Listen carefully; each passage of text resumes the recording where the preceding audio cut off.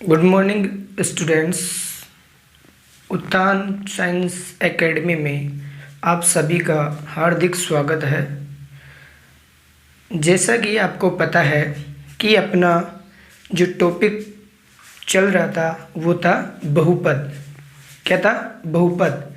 बहुपद में अपन ने 2 एक्सरसाइज कंप्लीट कर ली थी, एक्सरसाइज 3.1 एंड 3.2।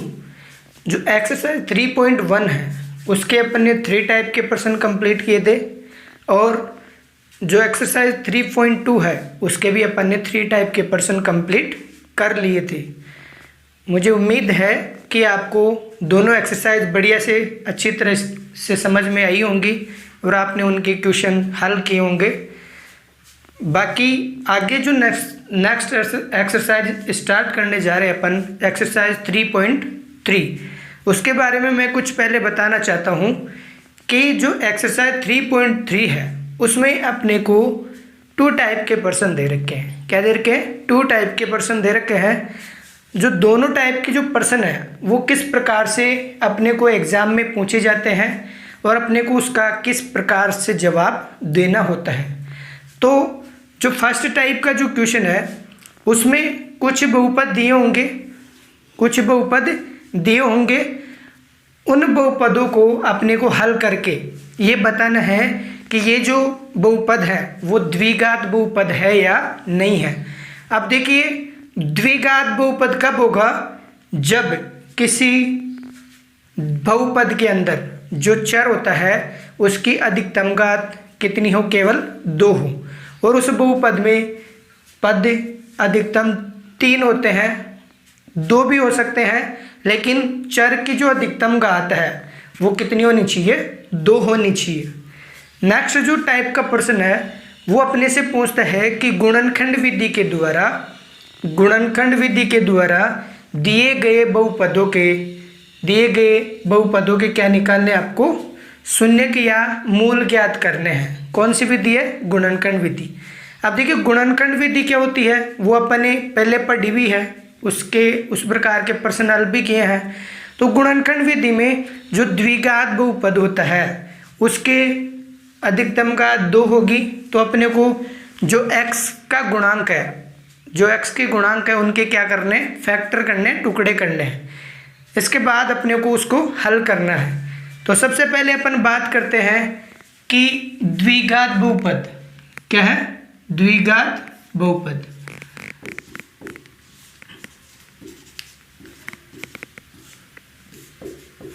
तो द्विघात बहुपद के बारे में मैंने आपको बताया था कि द्विघात बहुपद का जो मानक रूप है, द्विघात बहुपद का मानक रूप क्या होता है? ax² प्लस का bx प्लस का c और बराबर में क्या आता है? 0।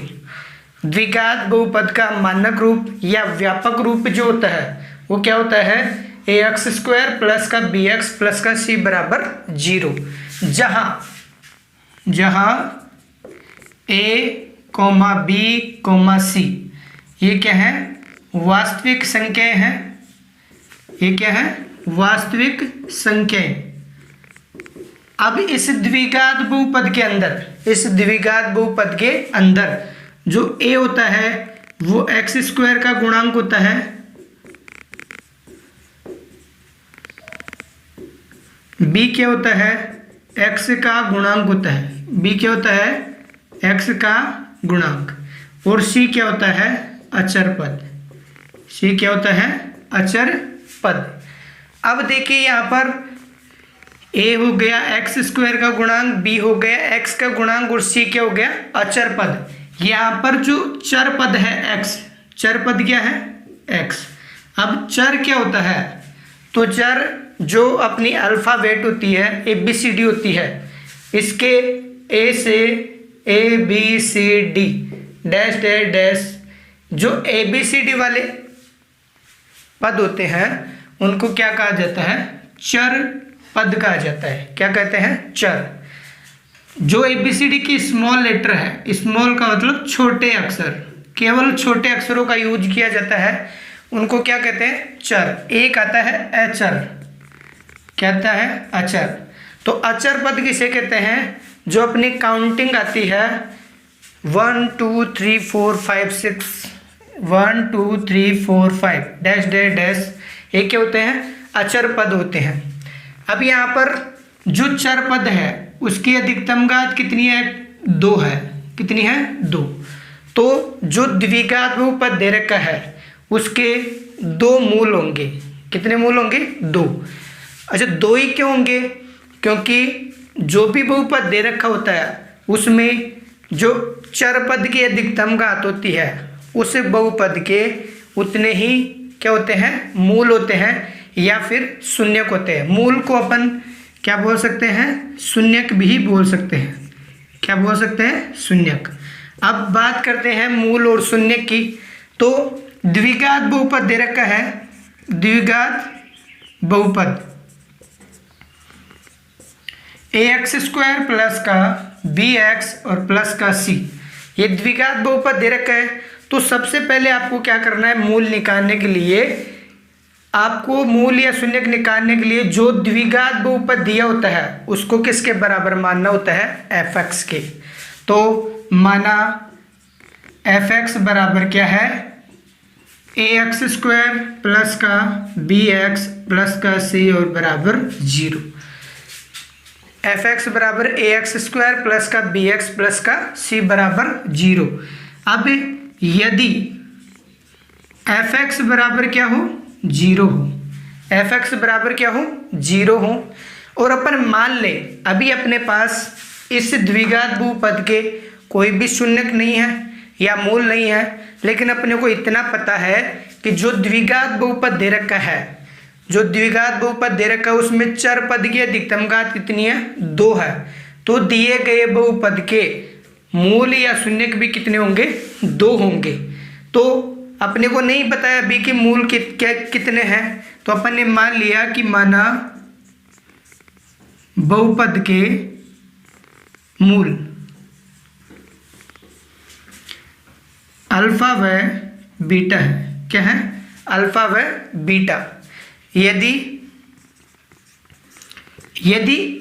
जो अल्फा है, ये जो शून्यक दे रखा है अल्फा, जो मूल दे रखा है अल्फा, इस बहुपद में रखने पर इस बहुपद को क्या कर दे? संतुष्ट कर देता हो, तो जो अल्फा है वो इस बहुपद का क्या होता है? शून्यक होता है। जैसे यदि एफ अल्फा बराबर क्या है? 0। मतलब जो fx दे रखा है, जो बहुपद दे रखा है उसमें यदि अल्फा के मान रख दिए जाएं और फिर उस द्विघात बहुपद को हल किया जाए तो उसका मान क्या आना चाहिए? 0 आना चाहिए। यदि हल करने के बाद इसका मान 0 आ जाता है तो जो द्विघात बहुपद है उसका एक शून्य क्या हो जाता है? अल्फा हो जाता है। इसी प्रकार से यदि बीटा हो तो बीटा के जो भी मान आएंगे उसमें यदि f बीटा बराबर यदि 0 आता है, यदि f बीटा बराबर क्या है? 0, तो जो द्विघात बहुपद दे रखा है ax² प्लस का bx प्लस का c बराबर 0 का दूसरा मूल क्या हो जाएगा? बीटा हो जाएगा। दूसरा मूल क्या हो जाएगा? बीटा हो जाएगा। तो मूल क्या होते हैं, या मूल को ही क्या बोल सकते हैं अपन? शून्यक। क्या बोल सकते हैं? शून्यक। तो मूल या शून्यक क्या होते हैं कि दिए गए द्विघात बहुपद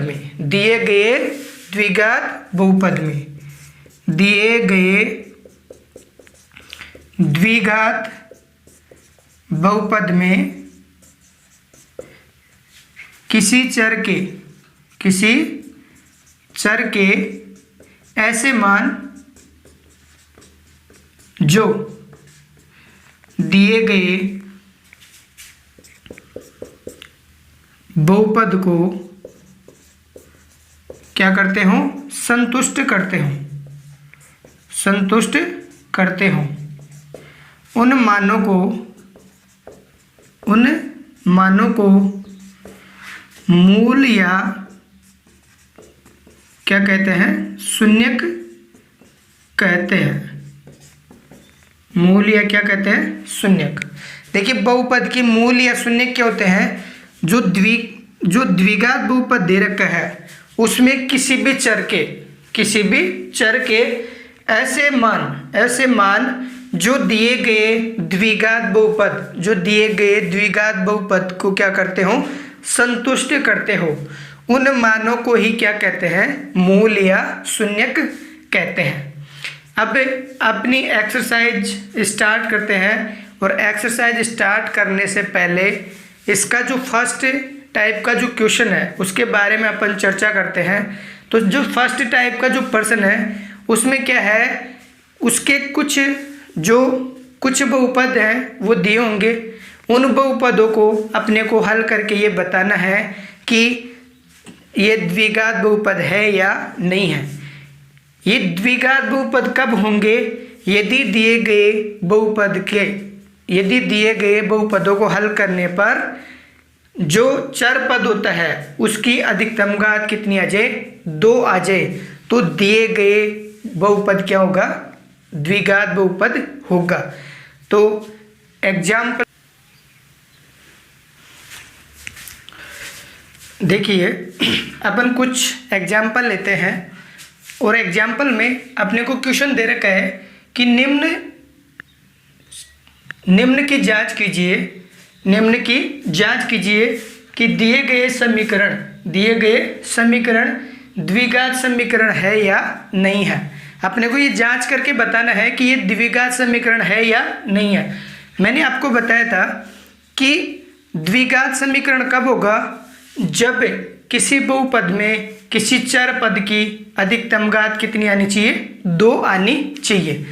अब पहले अपन इस एग्जाम्पल की बात करते हैं। तो यहाँ पर पहले इसको क्या करेंगे, अपन हल करेंगे। तो देखिए क्या दे रखा है, यहाँ पर इनके मध्य कोई भी चिन्ह नहीं है, तो किसका चिन्ह है, गुणा का चिन्ह है। तो इसको हल करते हैं, गुणा करते हैं, तो x को जब x से गुणा करेंगे तो क्या आ जाएगा, x²। आगे प्लस का चिन्ह दे रखा है, प्लस, और x को 1 से गुणा किया तो क्या आ गया, x, प्लस आगे क्या जुड़ रहा है, 8। इसी प्रकार से बराबर के दूसरी तरफ हल करते हैं। तो बराबर के दूसरी तरफ क्या दे रखा है, x+2 और x-2। अब देखिए इसको ध्यान से देखिए कि ये एक सर्वसमीका बन रही है, a+b और a-b, a+b और a-b। a+b और a-b क्या होता है, a+b और a-b किसके बराबर होता है, a² माइनस का b² के, a² माइनस का b²। तो अपन इस सर्वसमीका के द्वारा इसको खोल सकते हैं। ये सर्वसमीका है a² माइनस b² बराबर a+b और a-b, जहाँ पर a की जगह क्या है अपने पास x और b की जगह क्या है 2। तो ये वाला जो पार्ट है वो तो अपने को दिया हुआ है, और इस पार्ट में अपने को इसके मान रखने हैं। तो यहाँ पर a की जगह x है तो x² माइनस b की जगह क्या है 2 का स्क्वायर। जब इसको हल करते हैं तो इधर तो सेम रहेगा, x² प्लस का x प्लस का 8 बराबर x² माइनस 2 का स्क्वायर कितना होगा, 4। अब देखिए यहाँ भी द्विघात है और ये भी क्या है, द्विघात है। तो अपन क्या करेंगे, पक्षांतरण। तो पक्षांतरण करने पर क्या करते हैं, पक्षांतरण करने पर जब पक्षांतरण करते हैं तो जो 2 घात वाला पद है वो 2 घात वाले पद के पास जाएगा, 1 घात वाला पद है वो 1 घात वाले पद के पास जाएगा, और जो चर गुणांक है वो चर गुणांक के पास जाएगा। तो देखिए यहाँ से x² दे रखा है, ये इधर से पक्षांतरण होगा तो इधर प्लस का है तो बराबर के दूसरी तरफ आएगा तो माइनस का, इधर प्लस का क्या दे रखा है x और क्या दे रखा है प्लस का 8। अब यहाँ से ये माइनस का 4 इधर आएगा तो किसका हो जाएगा, प्लस का 4, और बराबर में क्या हो जाएगा 0। देखिए ये कह रहा है x² में से x² घटाना है, तो जब x² में से x² जाएगा तो क्या बच जाएगा, 0 बच जाएगा। यहाँ पर क्या आ गया, x प्लस 8 और 4 कितने हो गए, 12 बराबर क्या आ गया, 0। अब देखिए अपने को ये जांच करके बताना था कि जो दिया गया समीकरण है वो द्विघात बहुपद है या नहीं है। द्विघात बहुपद कब होता है, जब दिए गए समीकरण में या दिए गए बहुपद में x की अधिकतम घात कितनी हो, 2 हो। x की अधिकतम घात कितनी हो, 2 हो, जबकि यहाँ पर x की अधिकतम घात कितनी है, 1 ही है। इसलिए दिया हुआ समीकरण क्या नहीं है, द्विघात बहुपद नहीं है। अतः दिया हुआ समीकरण द्विघात बहुपद नहीं है। दिया हुआ समीकरण क्या नहीं है, द्विघात बहुपद नहीं है। इसी प्रकार से अपन एक और एग्जाम्पल लेते हैं और इस एग्जाम्पल को हल करते हैं। तो इसमें ध्यान से देखना है आपको। यहाँ पर देखिए जो LHS दे रखा है, इसमें अपने को दे रखा है x² प्लस का 3x और प्लस का 1, जबकि जो RHS है उसमें क्या दे रखा है, x - 2 का होल स्क्वायर। तो अपन पहले इसको हल करेंगे। तो x² प्लस का 3x प्लस का 1, ये तो सेम पहले से हल किया हुआ है। इसको हल करते हैं तो यहाँ पर देखिए क्या कौन सी समीकरण बन रही है, a - b का होल स्क्वायर। a - b का होल स्क्वायर क्या होता है, चूंकि a - b का होल स्क्वायर बराबर क्या होता है, a² माइनस का 2ab प्लस का क्या है, b²। a² माइनस का 2ab और प्लस का b²। अब देखिए यहाँ पर a की जगह क्या दे रखा है, x, तो यहाँ पर आ जाएगा x² माइनस 2 इंटू a की जगह क्या दे रखा है, x इंटू b की जगह क्या दे रखा है, 2, प्लस आगे b का स्क्वायर दे रखा है, तो b की जगह क्या है, 2 है, तो 2 का स्क्वायर। इधर हल करते हैं तो ये x² प्लस का 3x और प्लस का 1, ये तो सेम ही है, बराबर इधर क्या बचेगा, x² माइनस 2 को 2 से गुणा किया तो 4, तो माइनस का 4x प्लस 2 का स्क्वायर कितना होगा, 4। अब देखिए अपन क्या करेंगे, इसका पक्षांतरण करेंगे। क्या करेंगे, पक्षांतर। तो यहाँ लिखेंगे पक्षांतरण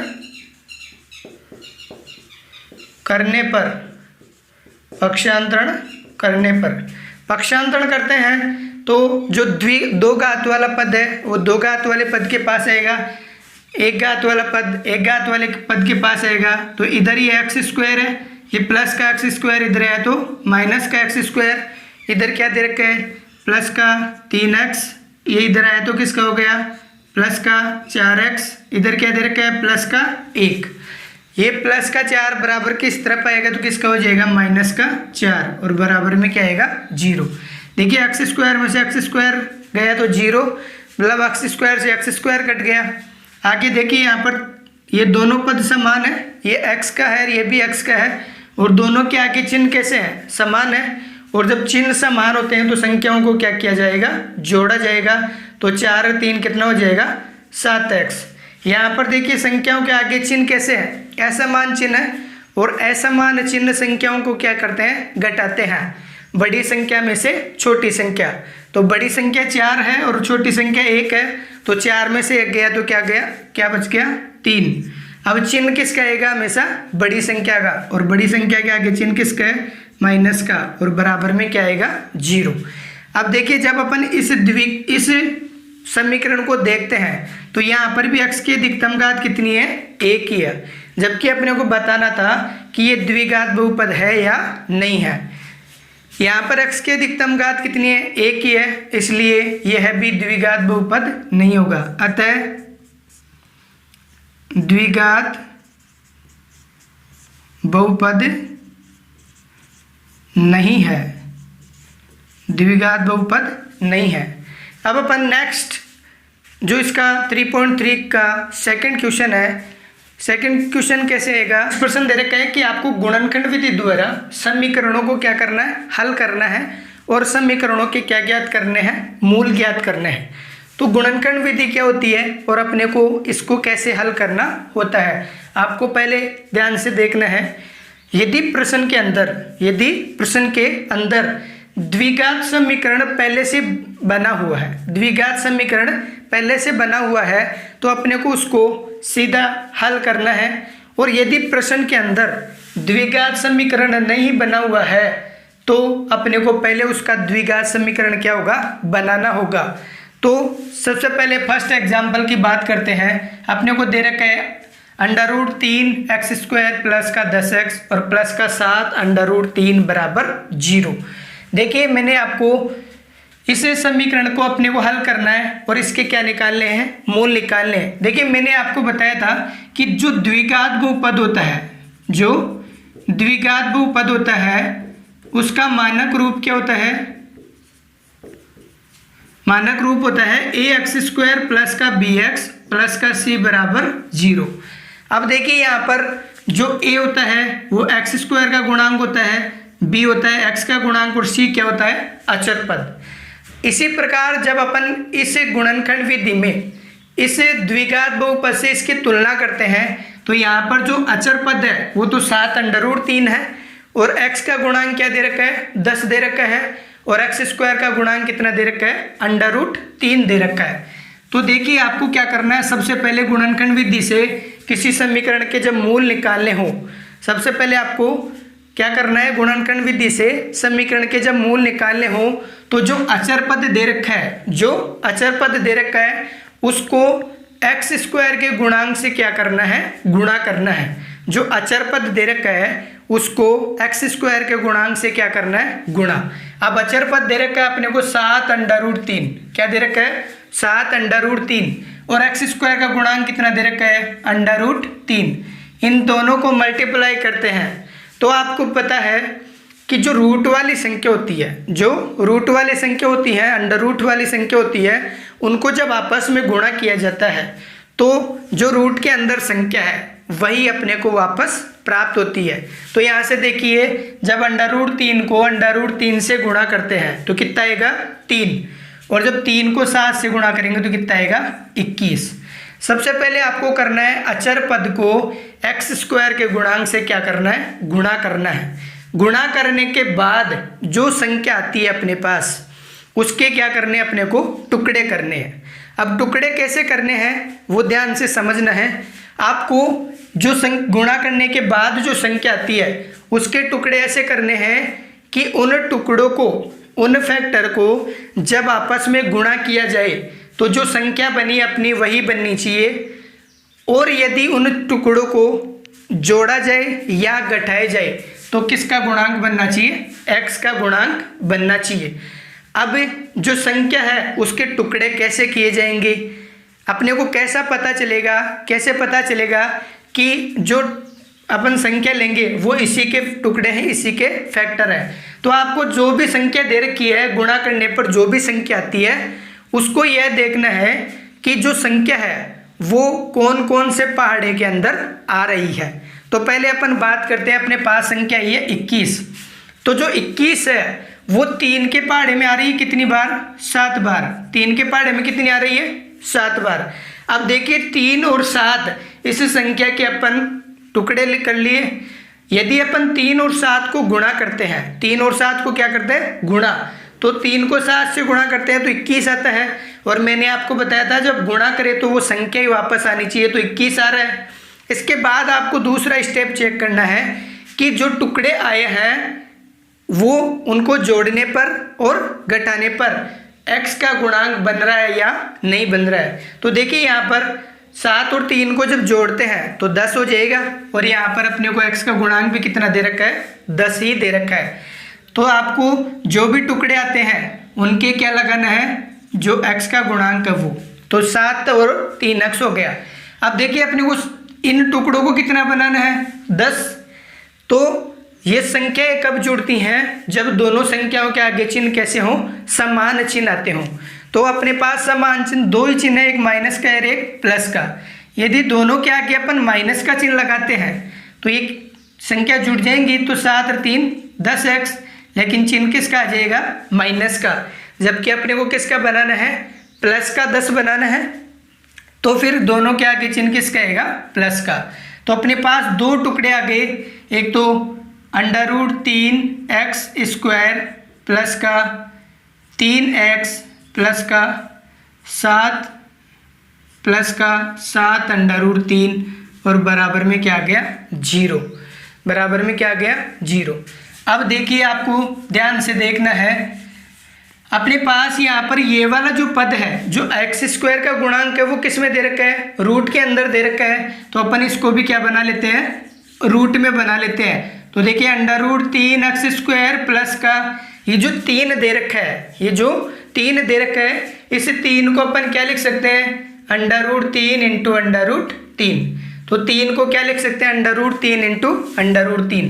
तो यहाँ आ जाएगा under root 3 into under root 3 और साथ में क्या है x, क्योंकि अंडर रूट 3 को जब अंडर रूट 3 से गुणा करेंगे तो वापस क्या आ जाएगा, 3 आ जाएगा। आगे क्या दे रखा है, प्लस का 7x और प्लस का 7 अंडर रूट 3 और बराबर में क्या है 0। अब आपको दो दो पदों के जोड़े बनाने हैं, एक जोड़ा ये हो गया और एक जोड़ा ये हो गया। अब आपको इन प्रत्येक पद में से जो भी पद कॉमन आता है उन पदों को क्या लेना होता है, कॉमन लेना होता है। तो यहाँ से क्या क्या कॉमन आ रहा है, अंडर रूट 3 कॉमन आ रहा है और साथ में दोनों में क्या है x है, तो x भी क्या आ जाएगा कॉमन। तो देखिए कॉमन का मतलब क्या होता है, अपने को उनका क्या देना होता है, जो कॉमन लिया है उस संख्या का क्या देना होता है, भाग देना होता है। तो सबसे पहले अपन अंडर रूट 3x स्क्वायर में से अंडर रूट 3x का भाग देते हैं। तो अंडर रूट से अंडर रूट कट जाएगा, अंडर रूट 3 से अंडर रूट 3 कट जाएगा और x स्क्वायर में x का भाग देंगे तो क्या बचेगा, केवल x बचेगा। तो यहाँ क्या बचेगा x प्लस इस x से ये x कट जाएगा और अंडर रूट 3 से एक अंडर रूट 3 कट जाएगा, क्या बचेगा प्लस का अंडर रूट 3। अब देखिए आगे वाला जो जोड़ा है उसमें से क्या कॉमन आ रहा है, 7 कॉमन आ रहा है, क्योंकि 7 इन दोनों पदों के अंदर है। तो यहाँ से 7 कॉमन ले लेते हैं, तो प्लस का 7, तो अंदर क्या बचेगा, देखो 7 से 7 कट गया तो क्या बचा x, आगे प्लस का चिन्ह है प्लस और इस 7 से 7 कट गया तो क्या बचेगा अंडर रूट 3 और बराबर 0। जब आप इसके टुकड़े कर लेते हैं और इनमें से कॉमन लेते हैं तो आपको इतना ध्यान में रखना है कि जो अपन ये कोष्टक में संख्या है वो दोनों कोष्टक वाली संख्या क्या आनी चाहिए, समान आनी चाहिए। यदि ये समान आती है तो जो आपने टुकड़े लिए हैं वो, और जो कॉमन वाली संख्या है वो क्या लिया आपने, राइट लिए, सही लिया। अब आपको एक पद तो लेना है जो कॉमन लिया है उनमें से, तो कॉमन क्या क्या है, अंडर रूट 3 और x और प्लस का क्या दे रखा है 7। और दूसरा जो कोष्टक दे रखे हैं दोनों, उन कोष्टकों में से एक पद लेना है। तो यहाँ से x प्लस अंडर रूट 3 और बराबर में क्या दे रखा है 0। अब देखिए अपने को इसे समीकरण के मूल निकालने होते हैं, तो मूल निकालने के लिए अपने को प्रत्येक पद को किसके बराबर रखना होगा, 0 के बराबर रखना होगा। तो यहाँ से अंडर रूट 3x प्लस 7 को किसके बराबर रखते हैं, 0 के बराबर रखते हैं। तो सबसे पहले अपन जो अचर पद दे रखा है उसका क्या करेंगे, पक्षांतरण करेंगे। तो अंडर रूट 3x बराबर ये प्लस का 7 है तो बराबर के दूसरी तरफ जाएगा तो किसका हो जाएगा, माइनस का हो जाएगा, किसका हो जाएगा, माइनस का। तो यहाँ पर क्या आ गया, माइनस का 7। अब अपने को x का मान निकालना, तो x का मान क्या आ जाएगा, माइनस का 7 बटावा अंडर रूट 3। इसका एक जो मूल है या जो एक शून्यक है वो तो माइनस का 7 बटा अंडर रूट 3 आ गया। अब इस बहुपद के अंदर कितनी घात है, अधिकतम 2 घात है, तो इसके 2 शून्यक निकाल लें तो दूसरा शून्यक फिर इसके इस पद के बराबर शून्य रखकर प्राप्त करेंगे। तो x प्लस अंडर रूट 3 बराबर क्या आ जाएगा 0। तो x बराबर क्या आ जाएगा, माइनस का अंडर रूट 3। अतः बहुपद के मूल x बराबर क्या क्या आ गए, माइनस का 7 बटा अंडर रूट 3 और दूसरा क्या आ गया अंडर रूट 3। अब देखिए यहाँ से x की अधिकतम घात 2 है तो इस बहुपद के मूल भी कितने आए हैं, 2। आपको अच्छे से समझ में आया होगा और बाकी के प्रश्न आपको स्वयं हल करने हैं। यदि कोई प्रश्न नहीं आता है तो हमें कमेंट बॉक्स में ज़रूर बताएं, नेक्स्ट आने वाले वीडियो में उसका सॉल्यूशन आपको मिल जाएगा। एक और एग्जाम्पल देखते हैं अपन, एग्जाम्पल नंबर 2। तो नेक्स्ट एग्जाम्पल देखते हैं। तो यहाँ से अपने को दे रखा है कि 4 बटावा 4 बटावा x माइनस का 3 बराबर 5 बटावा 2x प्लस का 3। जहाँ पर जो x का मान है वो क्या क्या नहीं होना चाहिए, x का मान एक तो 0 नहीं होना चाहिए और एक -3/2 नहीं होना चाहिए। अब देखिए मैंने आपको बताया था कि यदि प्रश्न के अंदर द्विघात समीकरण पहले से बना हुआ हो तो अपने को उनको सीधा हल करना है, डायरेक्ट हल करना है। और यदि प्रश्न के अंदर द्विघात बहुपद नहीं है तो सबसे पहले आपको क्या बनाना है, उसका द्विघात बहुपद बनाना है। तो देखिए यहाँ से ये संख्या किसके अंदर है, भिन्न के अंदर है, तो इसी को भी क्या बनाएंगे अपन, भिन्न बनाएंगे। जब संख्या भिन्न के अंदर हो और उनके मध्य या तो प्लस का चिन्ह हो या माइनस का चिन्ह हो तो अपन नीचे वाली संख्याओं का क्या लेते हैं, लघुत्तम। तो इनका लघुत्तम क्या आ जाएगा, x आ जाएगा। जब लघुत्तम वाली संख्या में हर अंक का क्या दिया जाता है, भाग दिया जाता है, तो x का भाग x में देंगे तो 1 बार और 1 को 4 से गुणा करेंगे तो 4, माइनस इस 1 का भाग x में दिया तो x बार और x को 3 से गुणा किया तो कितना आ गया, 3x। बराबर में क्या दे रखा है अपने को, 5/2x प्लस का 3।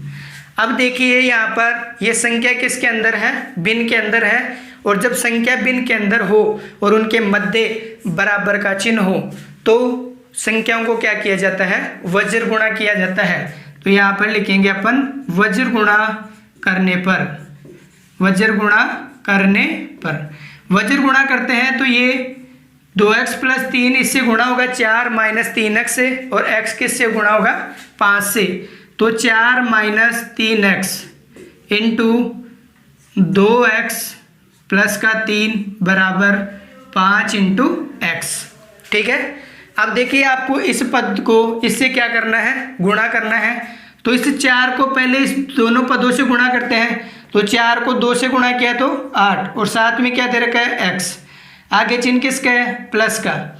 4 को 3 से गुणा किया तो 12। ठीक है। अब यहाँ पर देखिए प्लस का चिन्ह है, यहाँ पर माइनस का चिन्ह है। तो प्लस माइनस जब गुणा होगा तो क्या आएगा, माइनस। और 3 को 2 से गुणा करेंगे तो 6 और x जब गुणा होगा तो क्या आएगा, x²। ये प्लस का चिन्ह है, ये माइनस का चिन्ह है। प्लस और माइनस क्या होगा, माइनस। और 3 को 3 से गुणा किया तो 9x बराबर में क्या दे रखा है, 5x।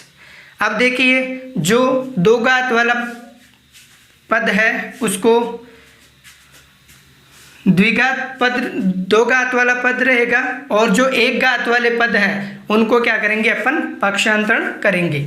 तो यहाँ से देखते हैं, देखिए ये माइनस का 8x 9x है और ये प्लस का 8x है। इस संख्या के आगे चिन्ह कैसे हैं, ऐसा मान है। और जब चिन्ह ऐसा मान होते हैं तो संख्याओं को क्या किया जाता है, घटाया जाता है। बड़ी संख्या में से छोटी संख्या, तो 9 में से 8 गया तो क्या आ गया, x, 1x बचेगा। तो यहाँ से क्या बच गया, देखिए माइनस का 6x² और माइनस का x और प्लस का क्या बचा है, 12 और बराबर क्या दे रखा है, 5x। अब सब का क्या करेंगे अपन, पक्षांतरण करेंगे। तो यहाँ लिखेंगे पक्षांतरण करने पर, पक्षांतरण करने पर। पक्षांतरण जब करते हैं तो ये माइनस का 6x² इधर गया तो किसका हो जाएगा, प्लस का 6x²। ये माइनस का x इधर गया तो किसका हो जाएगा, प्लस का। तो ये पहले से 5x तो दिया हुआ है, प्लस का x और प्लस का क्या आ जाएगा, ये प्लस का 12 इस तरफ गया तो किसका हो गया, माइनस का 12 बराबर में क्या आ जाएगा, 0। अब देखिए यहाँ से द्विघात बहुपद बन गया 6x² प्लस का 5 और 1 कितना होगा, 6x। तो 6x और माइनस का क्या आ जाएगा, 12 और बराबर में क्या है, 0। अब देखिए यहाँ से इस द्विघात बहुपद के अपने को क्या निकालने हैं, मूल निकालने हैं। ये द्विघात बहुपद बन गया। तो इस द्विघात बहुपद के मूल निकालने के लिए सबसे पहले मैंने आपको क्या बताया था कि आपको इस अचर पद को x² के गुणांक से क्या करना है, गुणा करना है। तो अचर पद कितना दे रखा है, 12। 12 को किससे गुणा करना है, 6 से। तो 12 को जब 6 से गुणा करते हैं तो 12 6 का कितना होगा, 72। 12 6 का कितना होगा, 72। अब अपने को इस 72 के ऐसे टुकड़े करने हैं जिनको जोड़ने पर और घटाने पर, जोड़ने पर या घटाने पर क्या बनना चाहिए, x का गुणांक क्या बनना चाहिए, 6 बनना चाहिए। अब देखिए अपने को 72 के टुकड़े कैसे करने हैं कि ये जो 72 है वो किस किस के पहाड़े में आता है। ठीक है, तो यहाँ से सबसे पहले अपन लेते हैं कि 8 के पहाड़े में कितनी बार आएगा, 9 बार, 8 नाम 72, और 9 के पहाड़े में भी कितनी बार आएगा, 8 बार, तो ये तो सेम ही है। फिर इसके बाद 12 के पहाड़े में कितनी बार आएगा, 6 बार। जब अपन 8 को 9 को गुणा करते हैं तो 8 नाम 72 तो हो रहा है, और 12 को 6 को गुणा करते हैं तो भी कितना हो रहा है, 72। लेकिन यहाँ पर अपने पास कितने टुकड़े आ गए, 2 टुकड़े। अब 2 टुकड़ों में आपको एक ही टुकड़ा लेना है, एक ही फैक्टर लेना है, तो वो कौन सा लेना है आपको कि जो टुकड़े दे रखे हैं, जो टुकड़े दे रखे हैं उनको जोड़ने पर या घटाने पर क्या बनना चाहिए, x का गुणांक बनना चाहिए। x का गुणांक क्या बनना चाहिए, 6 बनना चाहिए। तो देखिए जब अपन 8 और 9 को लेते हैं तो 9 में से 8 घटाते हैं तो 1 आएगा, और 8 को 9 से जोड़ते हैं तो कितना होगा, 17, जबकि अपने को बनाना क्या है, 6। तो ये जोड़ा तो काम में नहीं आने वाला है। अब इनको देखते हैं, जब अपन इनको जोड़ते हैं 12 और 6 को जोड़ते हैं तो कितना हो रहा है, 18 हो रहा है। लेकिन जब 12 में 6 घटा देते हैं तो कितना आ जाएगा, 6। मतलब अपने जो टुकड़े हैं वो क्या है, सही है। ठीक है, तो यहाँ पर ये 12x हो गया यार, ये क्या हो गया, 6x। अब देखिए अपने को क्या बनाना है, प्लस का 6x बनाना है। आपको पता है कि 12 में से जब 6 घटाएंगे तभी क्या आएगा, 6 आएगा। 12 में से 6 घटाएंगे तभी क्या आएगा, 6 आएगा। और आपको ये भी पता है, अभी मैंने बताया था कि जब संख्याओं के आगे चिन्ह समान हो, संख्याओं के आगे चिन्ह कैसे हो, समान हो, तो संख्याओं को क्या किया जाता है, जोड़ा जाता है। और जब चिन्ह असमान हो तो संख्याओं को क्या किया जाता है, घटाया जाता है। अब देखिए एक चिन्ह माइनस का आएगा और एक चिन्ह किसका आएगा, प्लस का, क्योंकि घटाने के बाद बन रहा है। तो यदि मैं इसके आगे माइनस का चिन्ह लगा देता हूं तो माइनस का 12x प्लस का 6x, तो बड़ी संख्या में से छोटी संख्या घटाएंगे तो 12x में से 6x गया तो 6 तो आ जाएगा, 6 तो आ जाएगा, लेकिन वो किसका आएगा, माइनस का 6 आएगा, जबकि अपने को बनाना किसका है, प्लस का। तो फिर यहाँ पर चिन्ह क्या हो जाएंगे, चेंज हो जाएंगे। ये तो किसका बन जाएगा, प्लस का, और ये किसका बन जाएगा, माइनस का। तो इसके टुकड़े क्या आ जाएंगे, देखिए 6x² प्लस का 12x और माइनस का 6x, और माइनस का क्या दे रखा है, 12, और बराबर में क्या है, 0। अब क्या करेंगे अपन, दो दो पदों के जोड़े बनाते हैं। तो ये दो दो पदों के जोड़े बनाते हैं, तो यहाँ से जोड़े हो गए 1 और 2। अब प्रत्येक जोड़े में आपको क्या करना है, जो कॉमन संख्या आती है उनको क्या लेना होता है, कॉमन। तो कॉमन का मतलब क्या होता है, भाग देना, कि जो भी संख्या अपन कॉमन ले रहे हैं उसका भाग दोनों पदों में जाना चाहिए। तो यहाँ से देखिए 6 का भाग 6 में भी जा रहा है, 12 में जा रहा है, तो कॉमन क्या आ गया, 6। इन दोनों में से कॉमन क्या आ रहा है, x कॉमन आ रहा है, तो यहाँ पर x कॉमन ले लिया। और अब देखिए 6 का भाग 6 में देंगे, 6 से 6 कैंसिल, और x² में x का भाग देते हैं तो क्या आ जाएगा, x।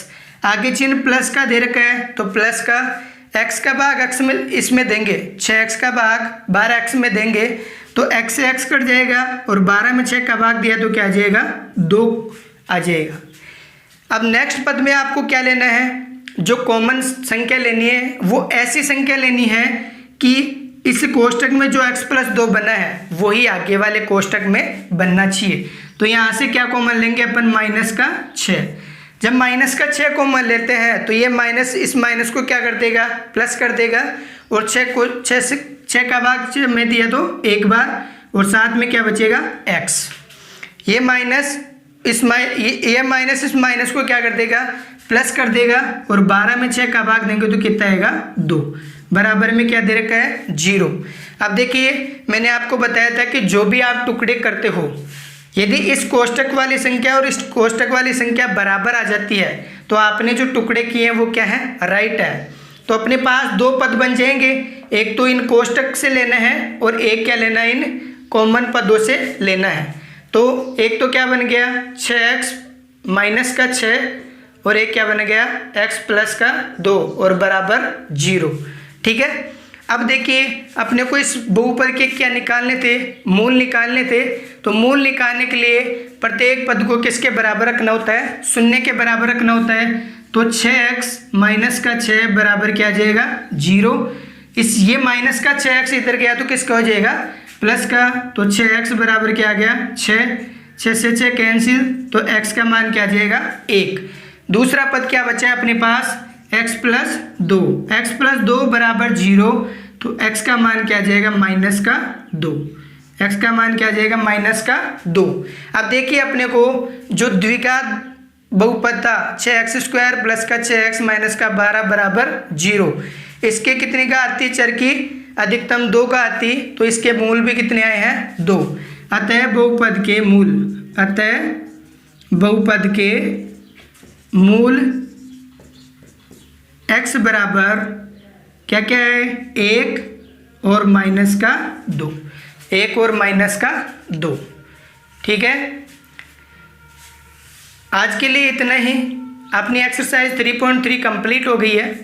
आगे का नेक्स्ट वीडियो जल्द लेके आएंगे 3.4। बाकी आप प्रश्न निकालते रहना है, जो नहीं है उनको हमें कमेंट बॉक्स में बताना है, और हमारे चैनल को ज़्यादा से ज़्यादा लाइक एंड सब्सक्राइब करना है और शेयर भी करना है। आज के लिए